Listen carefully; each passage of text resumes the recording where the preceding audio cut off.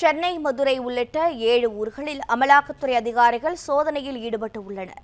கூடுதல் தகவல்களை செய்தியாளர் கதிரவன் வழங்கிட கேட்கலாம். கதிரவன், வணக்கம். எந்தெந்த பகுதிகளில் என்னென்ன குற்றச்சாட்டின் அடிப்படையில் சோதனையானது நடைபெற்று வருகிறது, விவரிக்கலாம். தமிழ், தெலுங்கு உள்ளிட்ட பல்வேறு மொழிகளில் 100க்கும் மேற்பட்ட திரைப்பட கதாநாயகி நடித்தவர் நடிகை கௌதமி.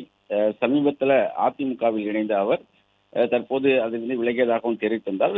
பாஜகவில் இருக்கும்போது தனது சொத்துக்கள் தொடர்பாக மோசடி செய்யப்படுவதாக சென்னை உட்பட பல்வேறு மாவட்டங்களில் புகார் அளித்திருந்தார். தனக்கு உடல்நிலை சரியில்லாத நிலையத்தில் அழகப்பன் என்பவர் சொத்துக்களை நிர்வகிக்க பொது அதிகாரம் கொடுத்திருந்தாகவும் அதை தவறாக பயன்படுத்தி சுமார் 25 கோடி ரூபாய் அளவில் அழகப்பன் மற்றும் அவரது குடும்பத்தினர் நண்பர்கள் மோசடி செய்ததாக கௌதமி புகார் கொடுத்திருந்தார்.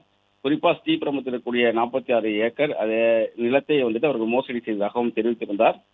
அதன் அடிப்படையில் சென்னை உள்பட 7 இடங்கள்ல வழக்கானது பதிவு செய்யப்பட்டது.